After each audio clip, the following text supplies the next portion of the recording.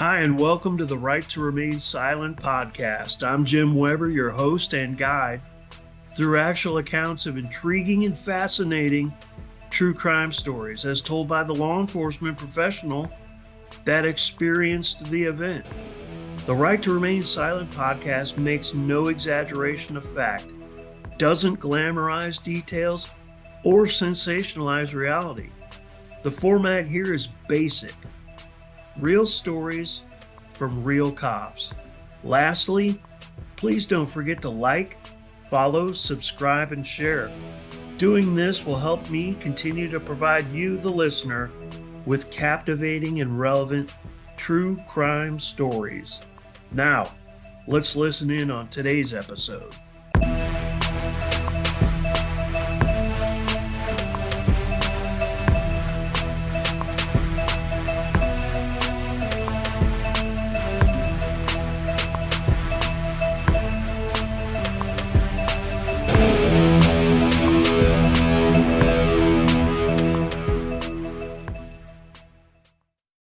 Hi, and welcome to today's episode of the Right to Remain Silent podcast. Today we have a out of the ordinary episode with our guest today. I'm extremely fortunate to have two individuals that have fantastic stories that we're going to discuss today. They came from the other side of the badge. Um, they worked in the criminal aspect of the law enforcement world. And at some point, they switched it up and moved from the criminal side to doing, what a lot of people say is doing the right thing, and it changed their ways. So before I keep on rambling here, I'm going to introduce the two guests. Number one, we have Ben Freedland, and also number two, we have Jay Flores. And what I'm going to do is open the floor to each of them, and they're going to talk about their experiences working working with law enforcement, essentially working in law enforcement, and how their lives have been affected by that. So let's start out with you, Ben, if you wouldn't mind. Maybe just walk us through a general about your life, briefly how you were raised, where you were raised, and what brought you into the criminal world, and then ultimately what compelled you to become a confidential informant. Does that sound okay? Yes. All right, I'll turn the floor over to you. Well, Jim, thank you for having me. The I grew up in a very privileged home in West Los Angeles. I grew up in a Jewish family, and I was very privileged, and I was given every opportunity to succeed and excel. I went to Jewish day school in Beverly Hills. I was surrounded by wealth and privilege, and I continued the trajectory and went to school. I went to San Francisco State University. I got my degree in speech communication. I started a business while I was in college, and I sort of excelled at that and graduated in 2008.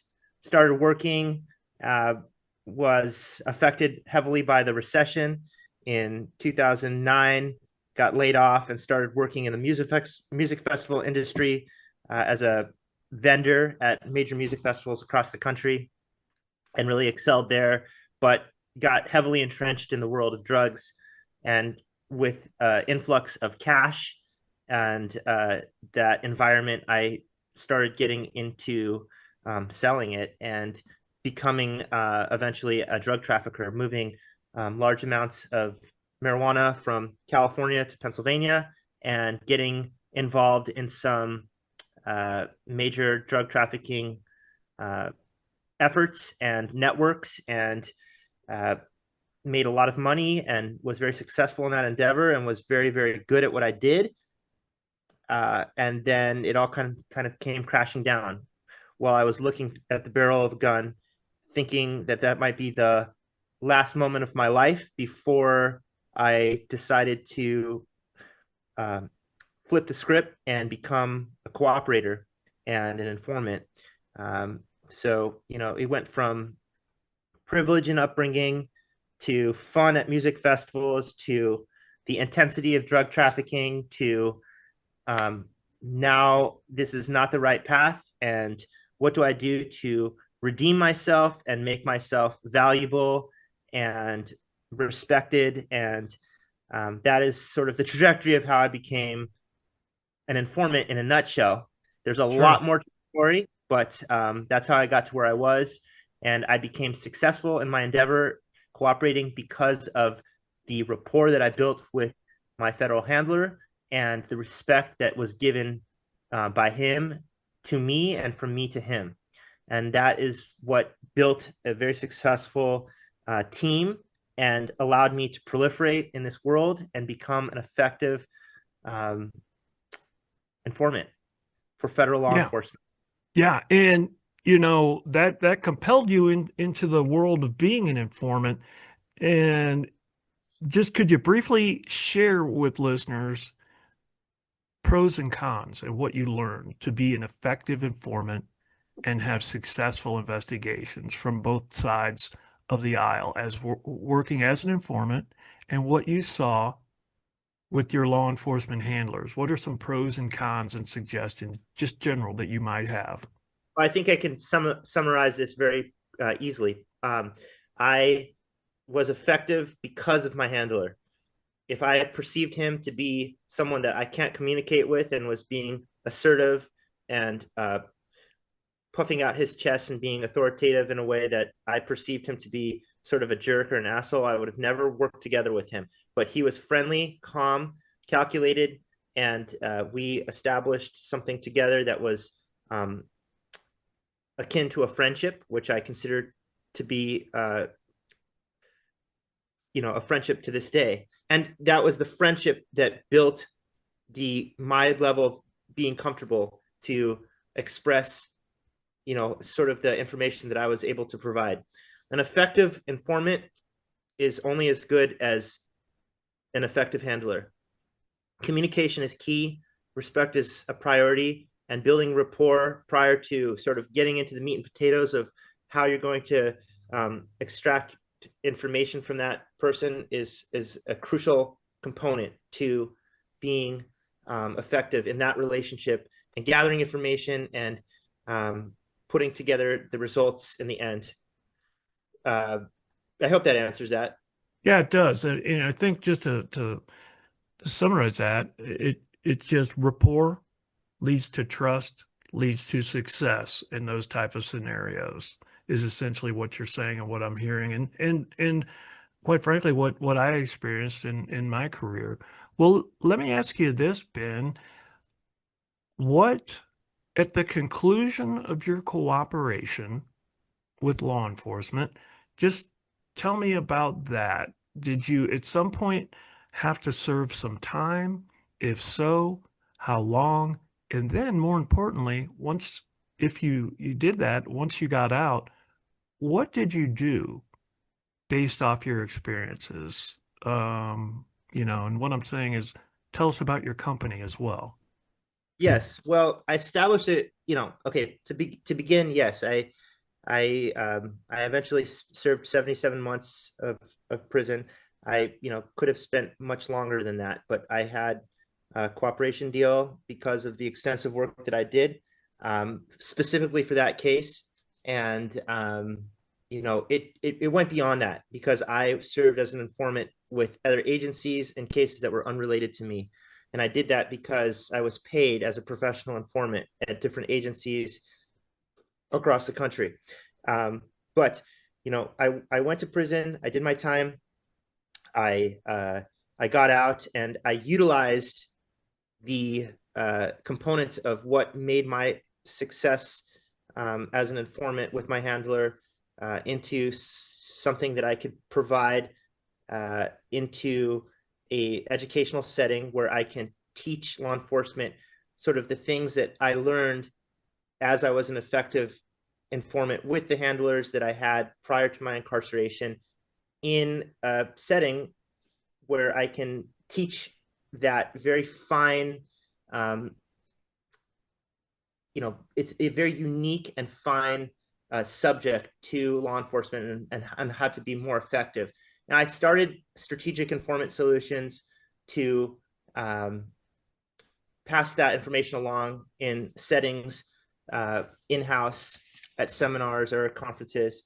And I'm attaching myself with other individuals that are effective in training, whether or not it's a law enforcement company or an individual like Jay Flores, who is very influential in this segment by allowing individuals that were criminals to sort of explain the most valuable tactical advantage for law enforcement when it comes to investigations, which is how to utilize and understand the background and to take the advantage of getting into the mind of a criminal and understanding from our perspective and how to use that to the advantage of the officer in an investigation. We have also a guest. His name is Jay Flores. If you don't know who he is, you might want to Google his name. He was very influential in his cooperation, and to this day, yeah, similarly to me, I was incarcerated. He did his time as well, and when being released and after being released, both he and I are using our knowledge to relay that in a setting to law enforcement that is advantageous to listen to. And if you do decide to listen to it, which is kind of going to be difficult for law enforcement officers at times to do because of the way that we're perceived as individuals from the life of crime, it can be used to the advantage of the officer, the investigator, the agent, or the agency that listens to us. Jay offers a very, very unique story, and I offer very, very unique insight as well. We have very similar themes in that we did some of the same things, and now we're doing the same things as well.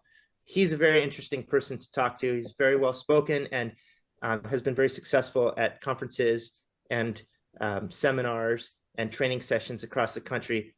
And I sort of look up to him, people like him, because he's doing what I really want to do. I'm just getting started, but he's been at the forefront of allowing law enforcement community to get a real understanding of how to use our mindset and our knowledge to their advantage. Well said. And before we transition to Jay, I just want to kind of springboard off what you said. I think being a law enforcement officer for 30 years, 22 of those years as a federal agent, in my time frame, I worked with what I would call old school police officers, and they had a certain way of thinking. And I think in today's world, if officers would open their minds and be a little bit more receptive and non-judgmental about individuals that they deal with, and like you said, Ben, listen to them, listen to their experiences, it can benefit the law enforcement officer, the law enforcement agency, and any investigations that they're going to be involved in. Key component, I think you said it at the beginning, is using confidential informants in order to be successful. Typically, you're utilizing an individual like that. So I agree with you wholeheartedly. And again, before we switch to Jay here, let me ask you this, Ben, for people that might be interested in contacting you to talk further about strategic informant solutions, what's the best way for them to get a hold of you? Well, my email address is Ben, at strategicinformantsolutions.com. My telephone number is 310-775-1472. And I typically take almost every single phone call that I don't perceive as spam.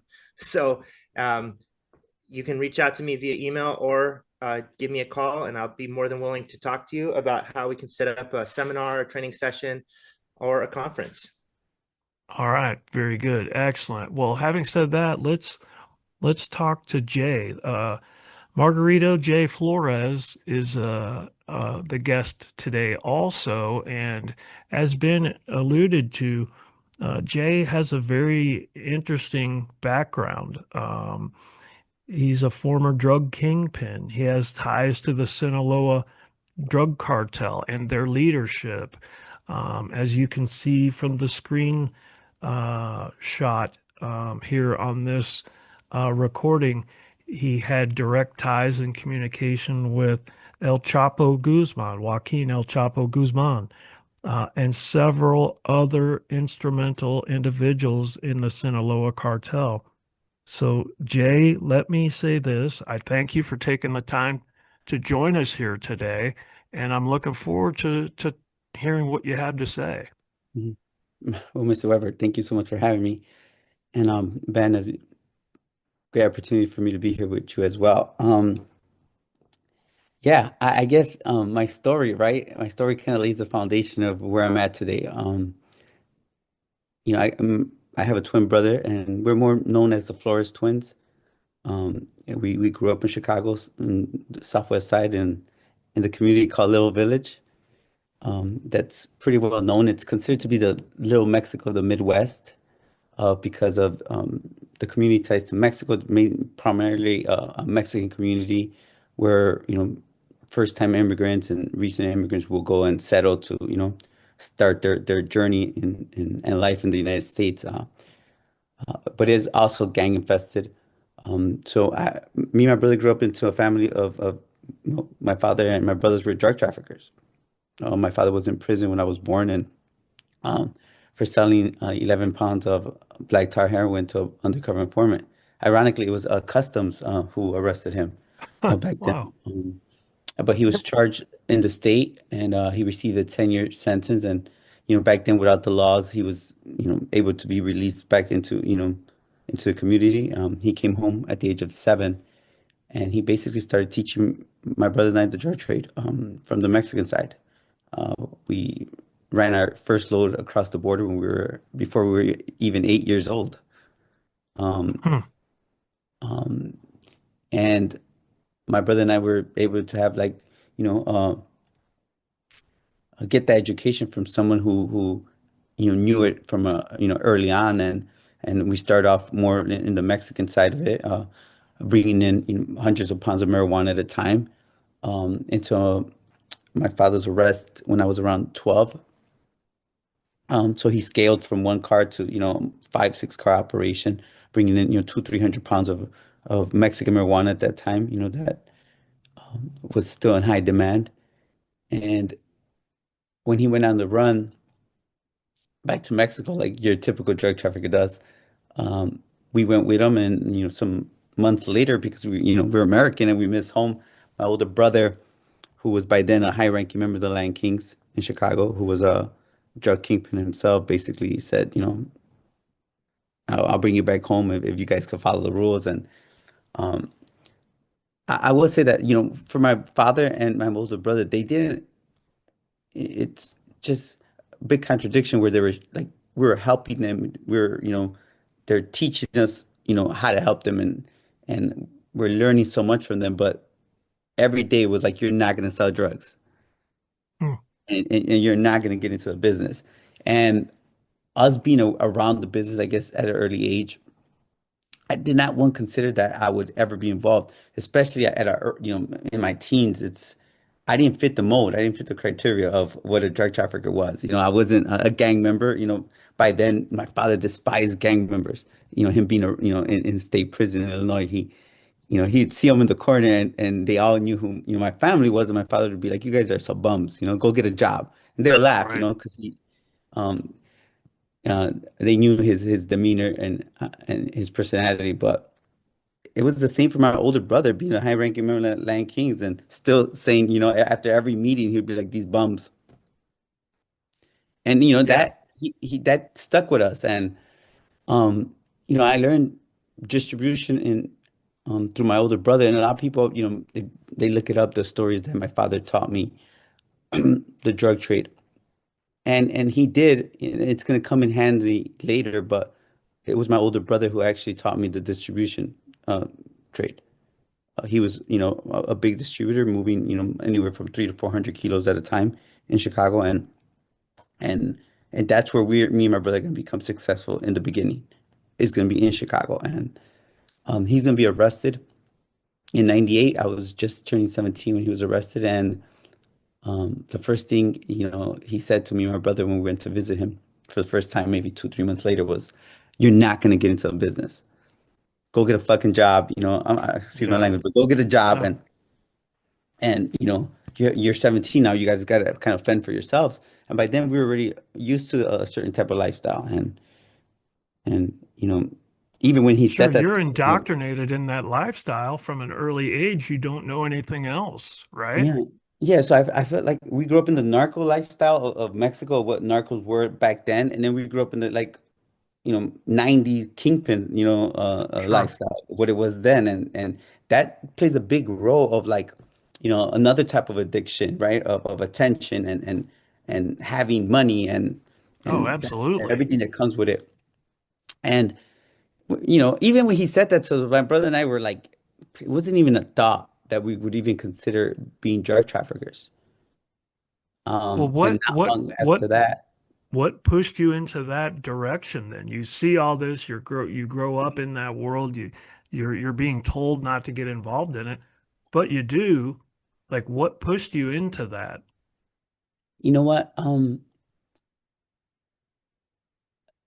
We were approached by his sources of supply that we knew. We knew all the people that were, his sources of supply, his friends, and he basically reached out to us and said that he needed our help, to sell, these keys of cocaine that he had.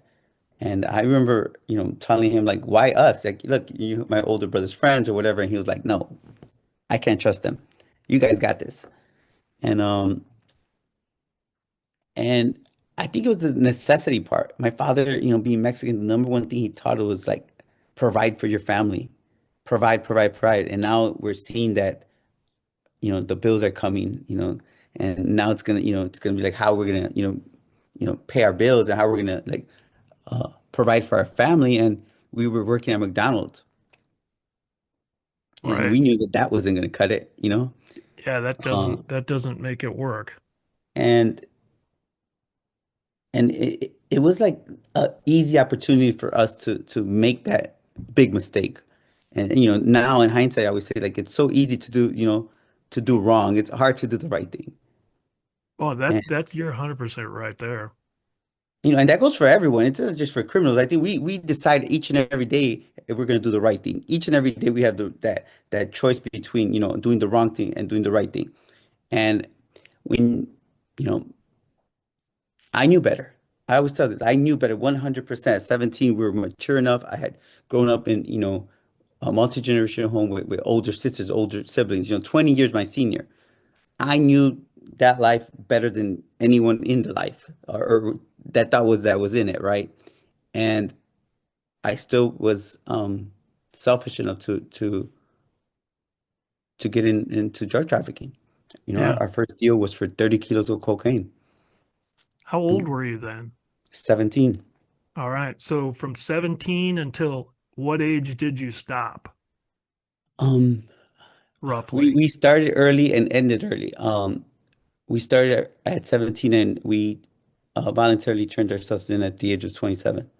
Okay. And you say we, it's you and your twin, right? Me and my twin brother, we Yep. were co-partners in running our drug trafficking organization. So And how does it grow, from you at a young age of 17 getting into it, doing your first deal? How do you grow and eventually reach the level of interacting with the Sinaloa Cartel leadership and El Chapo? Could you just kind of give us a general yeah, description of that? well, uh, uh, so however, I think you having your background in law enforcement in Chicago, I explained to officers at all of my seminars is that my brother and I were American made. Before I stepped foot in Mexico, my brother and I's organization was selling 2,500 kilos of cocaine a month in Chicago and Chicagoland area. Sure. We scaled. We scaled from 30 kilos to eventually moving, up to 3,000, kilos a month of cocaine. Yep. Yep. Um, and and I guess us understanding the business and sometimes with luck and our reputation of us understanding what it took, to work at those high levels, paid for us, right? It helped us Right. grow, and it's going to be through some pitfalls as well. The only reason I was able to start working directly with the leaders of the Sinaloa Cartel was because my brother was kidnapped by Chapo Guzman and his organization. Um, and I was able to arrange a meeting and um, work out a deal to save my brother's life. And in our initial meeting, basically, I won him over to the point where we became partners. Um, and eventually going to become the largest or biggest or drug distributors for the Sinaloa Cartel. We were involved directly with Chapo Guzman, Mayo Zambada, and other high-ranking members, including Arturo Beltran Leiva, who's now deceased. And Sure. yeah, it wasn't a big plan. I didn't have the blueprint. It just, It being just in, happened. it just happened. We were indicted early. We were indicted in 2004 out of Milwaukee for a drug conspiracy case, leading to a seizure that we had lost for 325 kilos in Chicago. Um, and we went on a run, right? We learned from my father, and we moved our operation to Mexico, and it just continued to evolve. And eventually, we're going to be importing drugs from Colombia and Panama into Mexico and then into the United States and Canada. Uh, we would also be involved in the, you know, importation of precursors of chemicals at the time from China and India into Mexico. For at that time before fentanyl was for crystal meth, for methamphetamines. Hmm. And again, it was just to us, it was the life we were supposed to be living. But again, what many say is the human factor of it, and it's something that really, I guess, annoys me or bothers me because at the end of the day, we are human, and sometimes I think law enforcement forgets that that you know I always explain that for law enforcement, it's your job. For me, it was my life. You know, Wow, that's a powerful statement right there. yeah, and that's the big difference. And in so many ways, but the fact that we have to retrain law enforcement to say that we are human is to me is should be something that should be considered as we have problems then. Okay, I have to remind you that this is more of a human element than anything. Then there's a lot that you're missing, and that's part of some of the things I share in my trainings. And I always say that they're more about mindset than actually drug trafficking. Um, Yeah. and yeah, just ironically, both me and my brother's wives are daughters of retired police officers, and they were actually on the force while we were dating them. And uh, my brother's father-in-law was actually a narcotics officer in my neighborhood, and then later on a gang officer. It's someone that would be a Oh, part of. wow. Yeah, he was a part of raids. At a younger kid, when That we were makes for young. an interesting Thanksgiving dinner, doesn't it? Yeah, it hasn't been easy. And you know what? You talk about old style policing. It's something that I feel like I push that it's something that we need old style policing because it seems like that's going away. Yeah, old style policing with a new mentality, okay? And I see it. I sometimes worry about the future because it takes someone, it takes a senior officer to teach the younger ones. And sometimes the senior officers don't know what they're doing themselves, with all due respect, when it comes to investigation. So it's like they're getting fed wrong information or the wrong beliefs or even thoughts that kind of are gonna affect, their cases as well and how great, they're gonna be in investigation and policing or making arrests. So I see it all the time, speaking to officers, but back then when you didn't need a warrant really, right? Whatsoever, like especially Chicago, you didn't need a warrant. All you needed was a menu, right? Uh, to go into a Well, house, that's you how they know, portray it on TV. for a reason, for a reason. And yeah, my brother's, father-in-law would be part of those teams that would hassle our family and over the years of just so many problems and hardship that we were facing that the money was great, but at the same time the toll was taking on us and our family, and it was a lot. Yeah. Um, And and I'm sure we could spiral down so many different rabbit holes and talk for hours upon hours. But here's what I want to ask you is you live this life, you conduct this business for so many years, and at some point, um, you do the right thing. You have a chance to do the right thing. And like you had said it earlier while we were talking offline, working on redemption for the things you did. Tell us about that. Um, Mhm. how your drug trafficking career concluded and how you came about doing what you're doing now. yeah, yeah. So I want to say like it wasn't something that happened overnight. It was just so much accumulating and just, weighing that fact. And I always thought that inside, I felt like I had a bigger calling than I used to. I had promised my wife and my family that I was gonna get out the life, and I was in these environments where it was hard. But I will say that my thought about leaving the life was, I say this all the time, was white sandy beaches, clear water somewhere, Yeah, soaking in the sun. And me being a Christian, I wasn't like, I thought I was a Christian. I always felt like I was always going to do the better side of even the criminal world, right? And that's what we were known for being like the good guys. Um, in my, I guess, cognitive dissonance, right? That's what it's called when you think that you could be doing the good thing, while you're doing bad. And right. later on,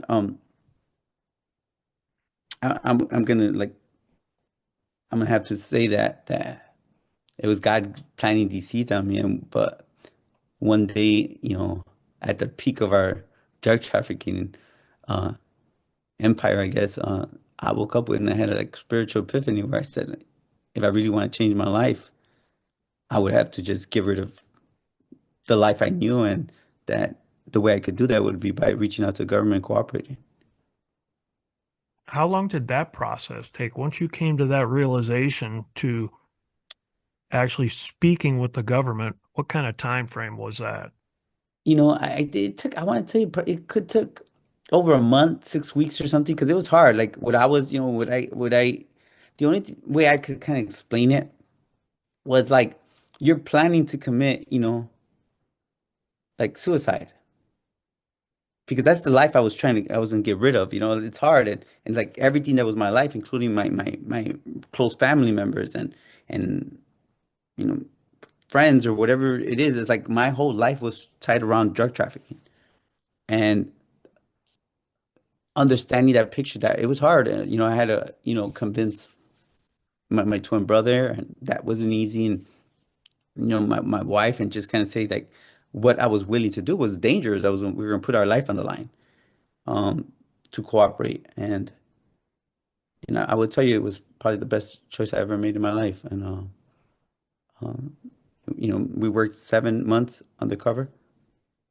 as informants in Mexico, and and we voluntarily surrendered to the United States government on November 30th, 2008. Um, and I tell everyone, because many times people think that cooperation is just like, you sit down in a table and you spill your guts. And for some people it is, but for others it's different. And, I risked my life, in order to put those handcuffs on me and Right.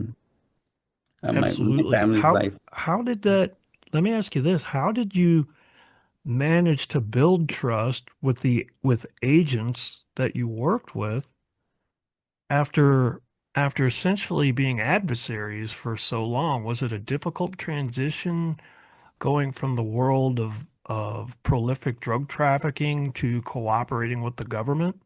Yeah, yeah, absolutely. It was hard. I think Hmm. it took more convincing. And at times, you start, building a relationship with some of the agents and, prosecutors. And I will say that there was, I don't want to disrespect anyone, but there was those agents or those prosecutors that got it a little bit quicker, that, Oh yeah, I after would agree some with that time. statement. Yeah. after some time, but there was others that didn't get it, and there are some times where we had to have some emotional moments, and I had to say like, look, man, I'm putting my life on the line, my family's life on the line, like, there was a lot like times where it'd be hard, where I had to lash out at times and let them know like, this ain't, we're not playing a video game here, like, Right. Yeah. This is life or death. This is serious life or stuff death. And I here. think that's what really kind of started planting the seeds of what I was gonna plan to do later. Okay. One thing I want to say is like when it comes to not just drug trafficking, but when it comes to the laws, to lawyers, to prosecutors, like we had the federal guidelines sitting in my kitchen table since I was the age of 10. Okay. I Wow. met my first attorney when I was 10 years old and so on. Like this is, Yeah. intertwined into our life. And I say this, look, I traffic drugs for, 10 years, but I worked with the government longer than that, Yeah. side by Yeah. side with prosecutors, with agents, um, you know, working with them on investigations, right? On indictments and at other times, starting new investigations. Um, and I realized that um, I had a lot of knowledge and a lot, to offer. And there are some times that some of those operations came from me and my brother's, you know, thoughts. And we always made sure that those, agents and law enforcement, that they were always going to be safe. And we, basically were calculating everything because that's what we did for a living, right? That's what we did with criminals. And, Right. um,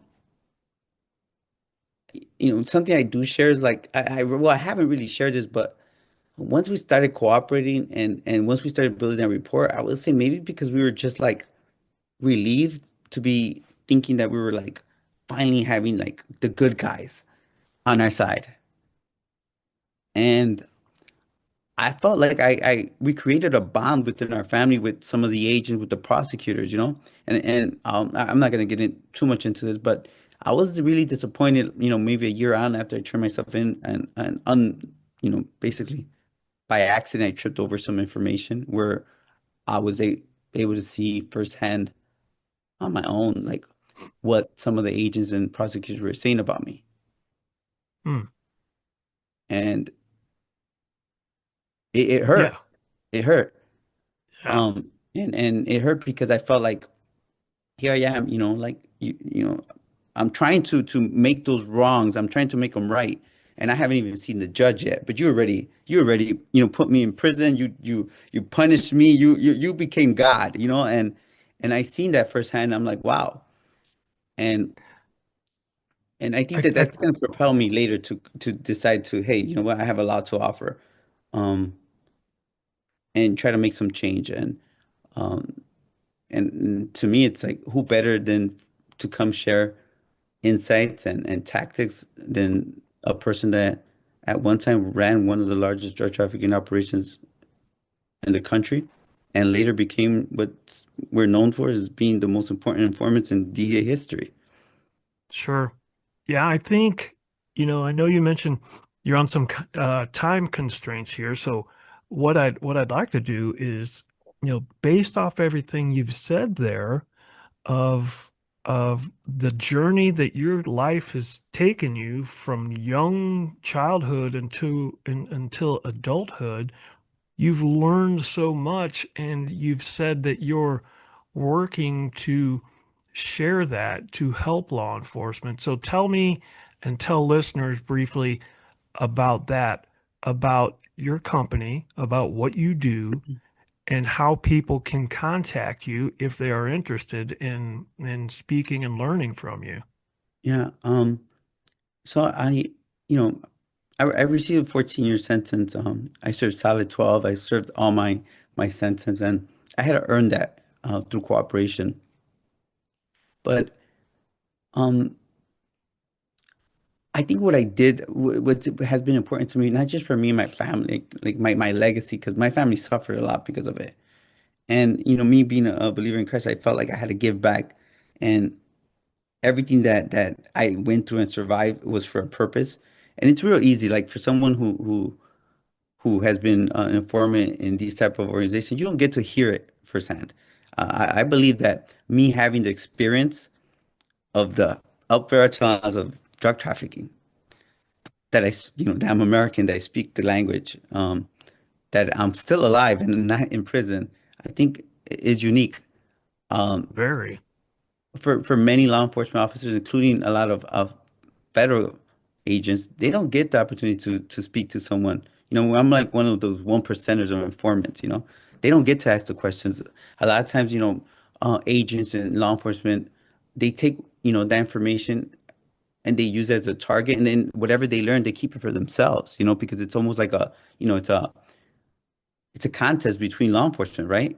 Between districts, agencies, and it's like they don't share that. And I believe that I could have helped, by giving firsthand insights, to law enforcement agencies and officers that don't get that opportunity. I've also had the privilege since I started doing this to work with Congress, um, which that kind of motivated me, to really do everything I can, because you have some amazing and very intelligent legislators, but the majority of them do not know anything about drug trafficking.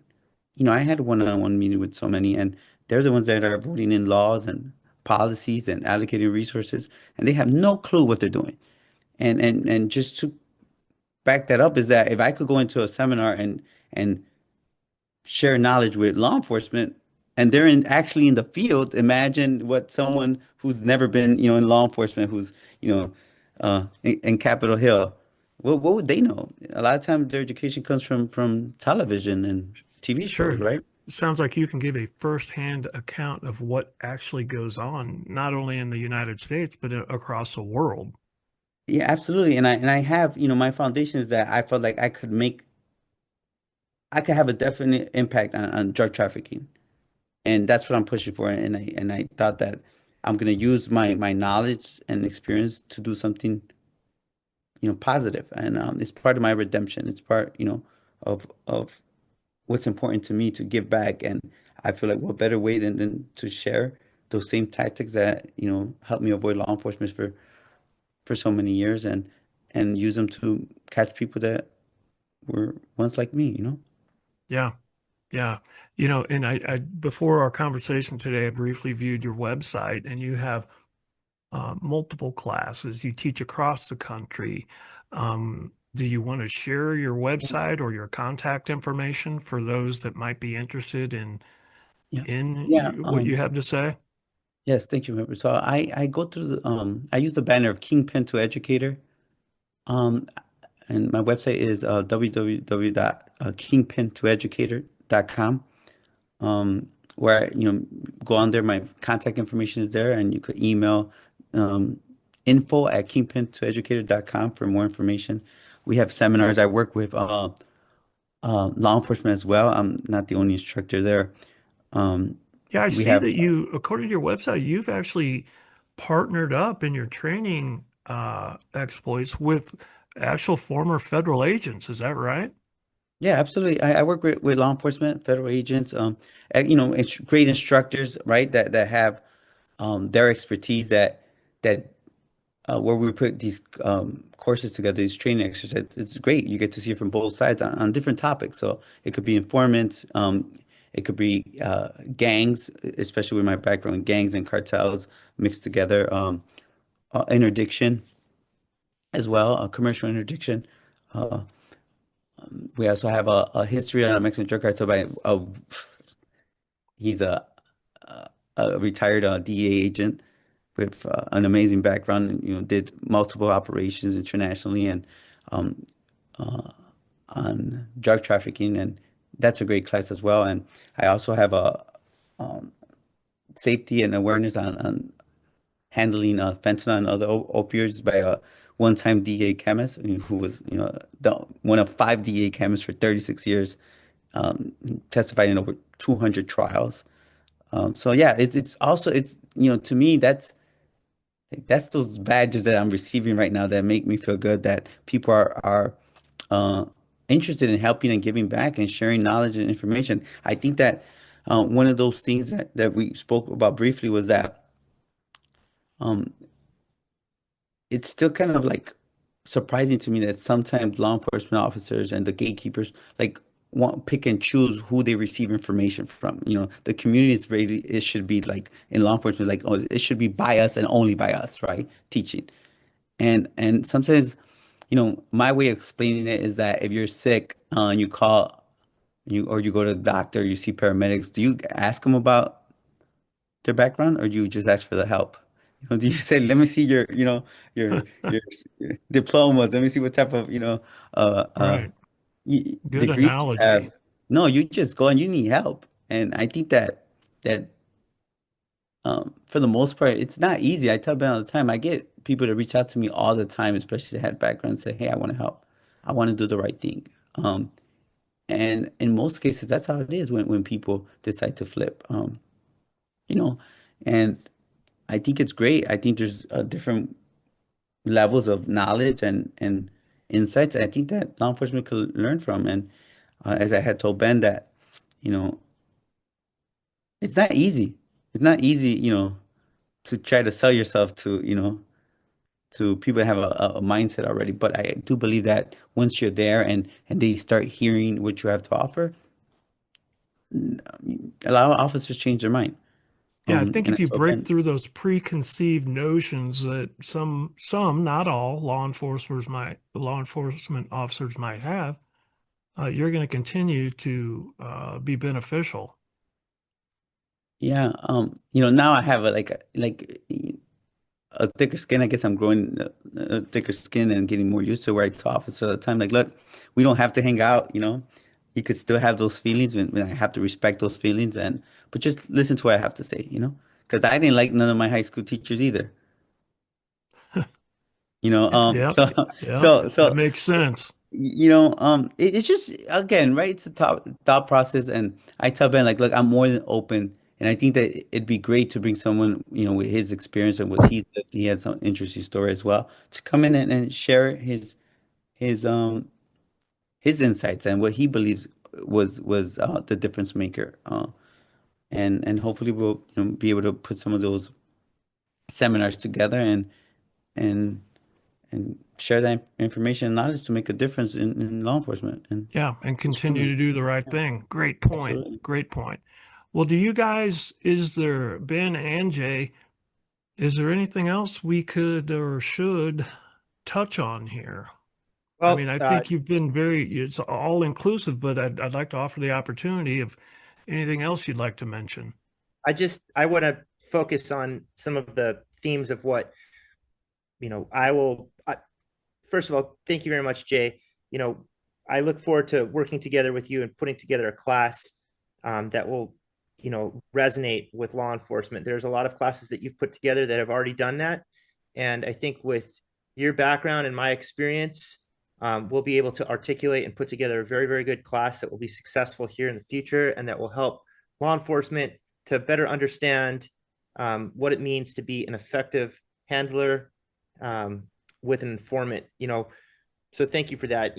We in the world that Jay and I come from, respect isn't given, it's taken, it's earned, it's tested daily. You don't build rapport with a criminal by flashing a badge or barking commands. It's not how you survive in the criminal world. It's not how you gather reliable intelligence for someone who's been in that life. Criminal respect it's based on consistency. It's based on loyalty to your word. It's demonstrated understanding of the code that we lived by, the criminal code. Why am I saying this? Because I'm going to be putting together um, uh, courses and that will help law enforcement understand this in a more personalized fashion. Um, to many in the streets, the system is the enemy. So when you, as law enforcement, walk into that world and you try to use someone, they'll smell it instantly. They've played it by better liars than you. Trust me. But if you listen, if you don't posture, if you treat your informant with dignity, even when they've done terrible things, you can earn their respect, and that's when the walls start to come down. That's what I teach. That's what we'll put together in an instruction.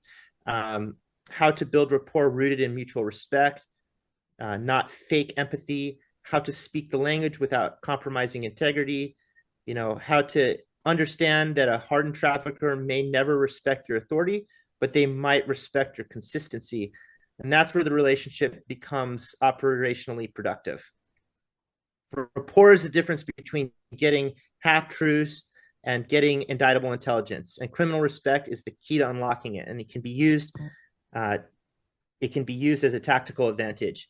That's the core of what I will be bringing to the table in this very small arena of allowing the um, law enforcement community to get inside the mind of someone like myself. There's many classes that can be offered and are offered.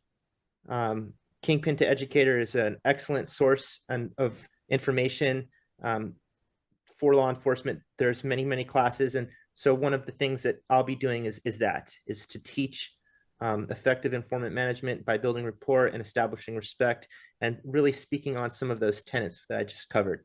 And it's going to be a game changer because this is not something that's done, and now it is. And so, people like myself and people like Jay, we're really giving law enforcement community the upper hand on how to understand this dichotomy of criminal thinking, and it gives a unique perspective. And if you want to listen to it, you're probably going to be a more effective agent. If you don't want to listen to it, that's okay, but you might want to reconsider if that's what your position is going to be. Gotcha. Well said. Jay, any final thoughts? Um, yeah, in going across the country and doing seminars and conferences, right? Um, as I said before, was that it feels great, even, to speak to law enforcement and to be applauded and to get those handshakes saying, "Hey, good job, you're doing the right thing."